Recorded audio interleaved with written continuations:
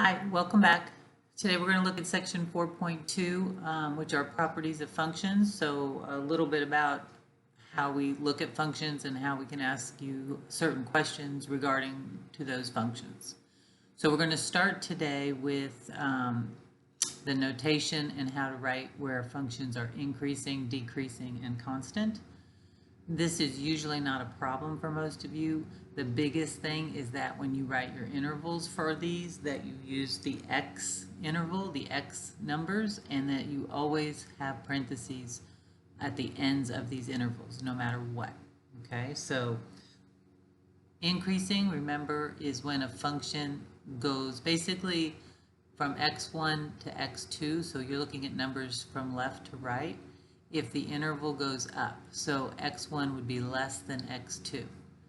Okay, so the way that I look at increasing, and most of us would do it, is say that where the graph is going up from left to right. So if you see it going up when you're drawing it from left to right, that's the increasing part of your graph. On the same side, to be decreasing, the number on the left for x has to be bigger than the number on the right. Okay. Is that a typo right there? Nope. Okay. So this is saying, yeah, so the x values are still going to be less, but the y values would get bigger. So decreasing would be going this way. Okay. All right. So again, looking at my graph, I would want my pen to be going down from left to right to be decreasing. All right, and then a function is constant if the values for y stay the same. So if your pen doesn't move, it goes straight across, then that would be a constant function. Okay?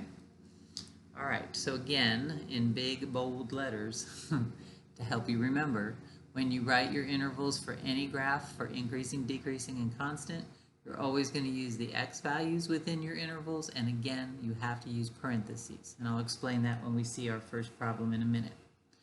So then we have just examples of what it looks like on a graph. So like I said, the easiest way for you guys to do increasing is to look at if your pen goes up. But you can see here the x value is smaller than the x2 value, and then the y values do the same thing. The y1 value would be smaller. So that's increasing. If you decrease, then the y value for the first is bigger than the y value for the second, and then constant would be the same. Okay, so that's the notation they give you. But again, most of you guys are just going to do, is it going up or is it coming down? Okay, all right, so the first question, number 1, asks you to look at a graph and determine where it's increasing, decreasing, and constant. Okay, all right, so increasing. So look at your graph and try to find where your pen goes up. So that would be this part right here, with a little up arrow. It's increasing right there. And it's also increasing over here. From here to here, we're going up. So those are the two intervals that we need to write for our increasing part of the graph. So we're going to use the x values. So this piece right here is between -2 and -1. And then we also have a part of the graph increasing over here, and that x value is 3 to 5. Okay? Now, some of you might ask, why am I not using a bracket? Because those are closed circles. Well, remember, we're not doing domain and range right now. We're doing increasing, decreasing. And at the endpoints of any graph that changes its, whether it's going up or down, those points have a specific name. So we can't really say that that's increasing or decreasing because on this side of it, it's increasing, but down here, it's decreasing. So you can't say it's increasing or decreasing, but that's where it changes directions. So all of these endpoints where there's some change in direction, you can't use them to say one or the other. So that's why it's just kind of nice to know that no matter what you're doing, when you're doing increasing and decreasing, you always will use parentheses. Okay? All right, so where is this graph decreasing now would be this long piece right here. It's going down, and then it's also going down over here at the end. So we need the x values from here to here. And it's very easy to give the y values because you're kind of looking at, this, but you got to remember it's always the x. So we're going to start at -1, and then it decreases until x gets to 3. So -1 to 3. And then we're going to start again at 5 until we get to 7. So that's where your graph is decreasing. And lastly, where is the graph constant? That would just be right here where it's going straight across. So that would be from the x value of -5 to -2. Okay. So it's kind of nice that you don't have to worry about brackets. Everything will be a parentheses for these. All right, let's look at number 2. Okay, so same thing. Determine the intervals where these functions are increasing, decreasing, or constant. So we have a curve here, and we have some ordered pairs just to kind of help us out. So where is this function increasing? Okay, so I see that it's increasing from way down here, which would be -infinity, all the way till I get to this point right here, which is x equals 0. Okay, so we're increasing from -infinity to 0. And then I also see a little increasing part right here, which is from 2 to 3. All right, decreasing, I only see one interval for decreasing, which is right here. So that would be the x values between 0 and 2. And then constant, I'm going to start my constant at 3, and that goes on forever. So that would go to infinity. Okay, so again, x values will be on those intervals. Okay. All right, so now we're going to move on to local max and local minimums. So that's kind of where your graphs change directions. Okay, so you look at your definitions here. A local max, a function has a local max at some given point C if there is an open interval AB containing C for which, remember, these are the y values. So the y value of f of x is less than or equal to the y value at f of c for all x within that interval. So in this case, we say we have a maximum. So in English, what that means is there's some point in this interval right here. So the interval we're talking about is this yellow part. And that point is got the highest y value of any point in here. That's what all that is saying. So if that's got the highest point, then that would be considered a local max.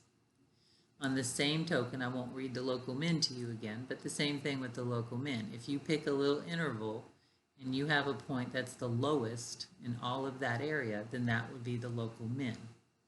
Okay? Now, notice it's called relative here.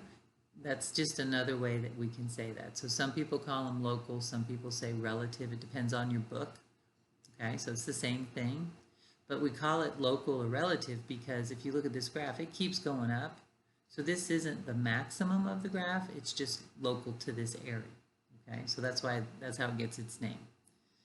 All right, so sometimes they call them local extrema, relative extrema. Again, same thing. So when you hear the words local or relative, we're talking about the same exact kind of questions. All right, so if we look at number 3. Now here's the thing with max and mins. You're going to be asked either where it is or what it is, okay? So when you're asked where is it located, that's the x value. And if you're asked what is it, okay, then that's y. Okay, that's what goes here when they're asking you what it is. So they're going to ask you 2 questions. Where is the min or the max? That would be an x value. And then what is it? What is the max or min? That would be the y value. Okay? So pay attention to how you're being asked on your homework on Hawks. Okay? All right, so let's start with the left one. Let's go right here. Since these are all blank, so we'll just go from left to right. So this right here is a min. Okay, it's a low point. And that ordered pair is -2, -3. Right? So the question says at x equals what? So we would say at x equals -2, the function has a local min of -3. Okay? All right, now the next question is also minimum, so let's go to this one. So that would be 4, -5. Right? Okay, so we'll answer that question then. At x equals 4, we have another local min of -5. So those are your two minimums. They're the low point in this area, and this is the low point in this area. So those are relative, okay, or local. Now the max would be here, because this is the highest point in this area. That ordered pair is 1, -1. Okay. So at x equals 1, we have a max of -1. So you can see that, you know, the values are not necessarily in order. It just kind of depends on the curve and the shape. All right, so now we're going to use our graphing calculator and do this. So this is a good time to kind of talk about graphing and making sure you know how to do all of the things that you need to. Okay, so we're going to graph this, and then we're going to sketch the graph over here and write the numbers down so that we don't have to keep looking at our calculators. All right, so first thing, we're going to put this equation into y equals. So go to y equals. One of the things I want to mention is up here, your plots, you should not have any of those turned on, okay? They're turned on if there's like a black box over them like that. So if you have that, then you want to turn that off, and all you have to do to turn that off is arrow up and hit enter on top of it, and then go back down, and that should turn off, okay? Because you can't graph with those on. All right, so we're going to put this in here. So let me remind you of a couple things. The X button, you would use this button right here for X. Here's the power button if you want to raise numbers to a power. This will do squared for you without having to use that. Okay, but again, here's your X. So we're going to go to y equals, and we're going to type in this equation. So 0.3x raised to the third power. Now, once you're up here, you're in the exponent, so you have to use the right arrow. Otherwise, everything else you type is going to be up in the exponent, which isn't right. So hit the right arrow so you come back down. Then plus 0.2x squared, so I can use, again, this button for the squared. Okay, and I can't see that, so x squared. And then minus 4x minus 2. And please remember, this is your minus button. This is if you start with a negative number. Okay, these are different. Your calculator will give you an error message. Okay. All right. So I'm going to hit zoom and then 6. 6 is your standard 10 by 10 window. So let's just make sure we're all there. So zoom 6. All right, so I'm going to just sketch this on my graph. So I see that it doesn't cross at the y-axis, so I'm just going to sketch something similar on my paper. Okay. And now we're going to get, because we're talking about max and mins, we're going to get this value and this value. Now, when you're working on Hawks, let me remind you that you can't guess. So you can't just do trace, and you cannot just go up here and say, oh, it's negative 2.34 and 4.611. Okay, you cannot guess. It has to be exact. So you have to find these values. And we're going to round them to 3 places past the decimal point. All right, so let's start by finding this value, which is a maximum, right? So all of your tools are under this calc menu. So you're going to hit second and then trace. And it matters which one you're looking for. So we're going to look for the maximum first, so number 4. Now, your calculator is going to ask you 3 things. First, it wants you to go to the left, a little bit to the left of what you're looking for. So use your left arrow and just move somewhere to the left of this point, because that's the point we're looking for. Once you get there, you're going to hit enter. It'll put a little mark there so you know you did that. Now it wants you to go a little bit to the right of that point. So anywhere over there is fine. Hit enter. So now you've given it boundaries. It's going to find the highest point within there. And then it says, do you want it to guess? So this is not your answer, okay? You have to hit enter one more time. And you'll know you've got it when it says maximum. So there's the maximum, negative 2.342, and y is 4.611. So I'm going to write that down on my paper. So negative 2.342, comma 4.611. Okay. All right, now we're going to do the same thing and find the minimum. Okay, so we got to start over. So we're going to hit second trace. This time we're going to choose number 3. All right, now it wants me to do left bound. So here's my point. So left bound would be over here somewhere. So I'm going to go use my right arrow and hit enter. And now it's going to ask for the right bound. So I need to be over here somewhere to the right. Hit enter. So there's your boundary. So it's going to find the lowest point in there. And then again, enter for the guess. And there's your answer because now it says minimum. So that's going to be the point 1.897. So we're going to round that to 1.90. And then negative 6.820. So we can just write negative 6.82. Don't need the 0, but you could write it if you want. All right, so there's our values. Now I will tell you, when you're in the max and min modes, you have to use your left and right. Okay, if you go up or down by mistake, that's going to kick you out of the, your max or min function, whatever you're in. You're going to have to start over. So once you're in a function in calc, you can only use left and right. Don't go up and down. Okay. All right. So now we can answer the questions. So at x equals blank, the function has a local min of what? So here's your min. So that would be at x is 1.9. And the min is negative 6.82. And then we have a max at negative 2.342. That's the x value. And where is it? Or what is it? I'm sorry. What is it would be 4.611. Okay? All right, and then we're going to do increasing and decreasing. So we have 2 places on this graph that's increasing, from negative infinity all the way till we get to, remember, the x value, which would be this. And then we're also increasing from this x value to go to positive infinity. So there's your increasing parts of your graph. So we're going to do negative infinity to negative 2.342. And also, so we'll union that with 1.9 to positive infinity. So those are the 2 places on your graph that are increasing. You're only decreasing here in the middle. So again, we're going to use the x values, negative 2.342 all the way to 1.9. That's where your graph decreases. Okay?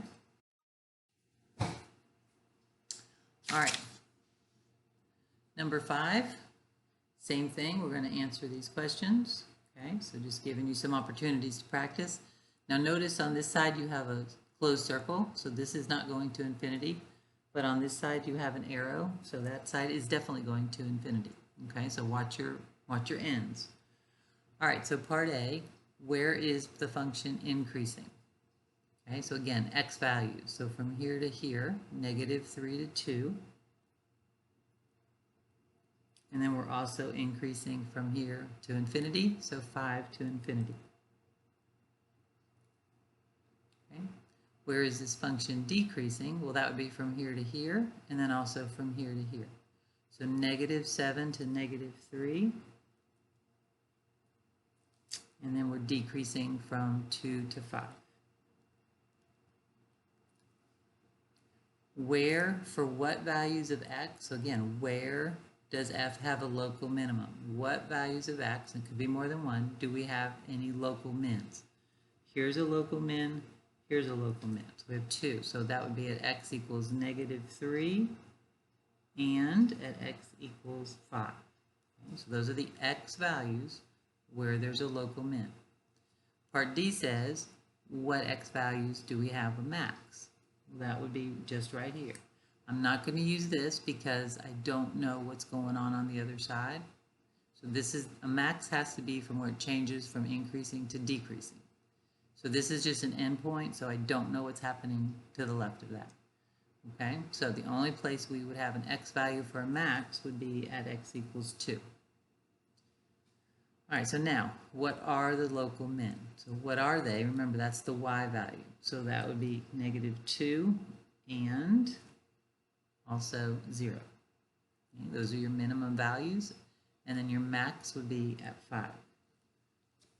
So again, be careful with the questions. What is the max or min? That's the y value. And then where is it? That's the x value. Okay?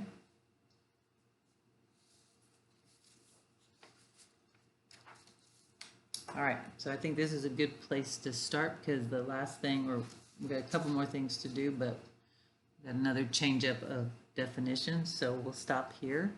So you can either continue on with the part 2 video coming up, or you can start the homework for this part first.